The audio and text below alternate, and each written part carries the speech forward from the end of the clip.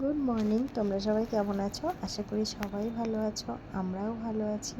সকালবেলা সোনাইকে নিয়ে স্কুলে দিতে গেছে ওর পাপা, আর আমি এই ঘরটা একটু গুছিয়ে নেব।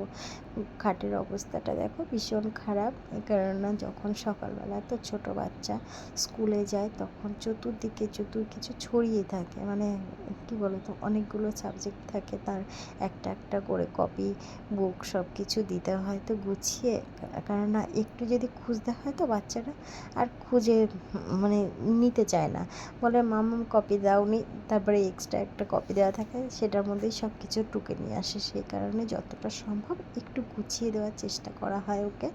আর সমস্ত বই খাতা ছড়িয়ে ছিটিয়ে থাকে, আর বেডের ওপর তো খেলনা কিছু না কিছু থাকবেই। আর আজকে বাইরে কোনো কাজ হয়নি, ভাবলাম আগে বেড কভারটা একটু ভিজিয়ে দিই গরম জলে, উষ্ণ গরম জলেই ভেজাই, তারপরে আমি বাদ বাকি কাজগুলো করে নেব, সেটা ভেবেই আগে বেডটা গুছিয়ে নিলাম।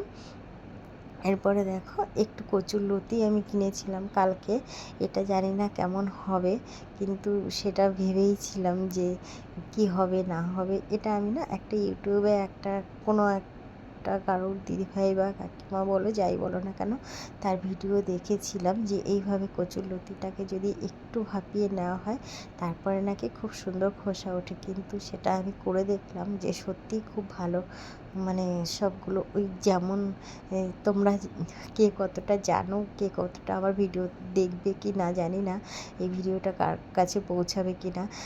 আমরা ছোটোবেলা না আমাদের বাড়ির ওখানে পাট, এইভাবে পাট ছাড়ানো হতো, পাটকাঠিগুলোকে বার করা হতো, ঠিক তেমনটাই মনে হলো আমার এটাকে, মানে যখন আমি ওই খোসাগুলোকে তুললাম তখন ঠিক তেমন লাগলো। আর পাড়ার ভেতরে আজকে প্রচুর ভুট্টা এসেছিলো, একটা সবজি কাকু নিয়ে এসেছিলো প্রচুর পরিমাণে ভুট্টা। তখন আমার হাজব্যান্ড বলল যে তাহলে আমি কিছু ভুট্টা নেব, কিন্তু ও খেতে পছন্দ করে না, বাড়িতে কেউই তেমন একটা ভুট্টা খায় না, আমি খুব ভালোবাসি খেতে, সেই কারণে আমি বলেছিলাম একটা দুটো নাও, কিন্তু ও বেশ কয়েকটা নিয়েছিল। আর এগুলো না খুব কম দামেও দিয়েছিল, 10 টাকা করে দিয়েছিল জন্য ও আবার একটু বেশি করেই নিয়েছিল, বললো তুমি খেতে পছন্দ করো নিয়ে নাও, সেই কারণে নিয়ে চলে এসছে। আর আমি একটা পোড়াতে বসেছি, এখানে চা বসিয়েছি, আর চাটা বসাতে আমি ভাবলাম যে তাহলে এটা আগে একটুখানি পুড়িয়ে নিই তারপরে চাটা বসাবো।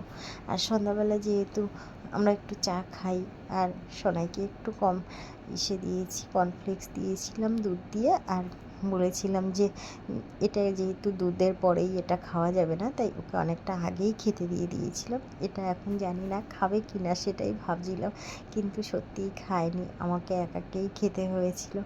আর আমি না খুব একটা ভালো চা করতে পারি না, কিন্তু চেষ্টা করি যে চাটা যেন একটু ভালো হয়।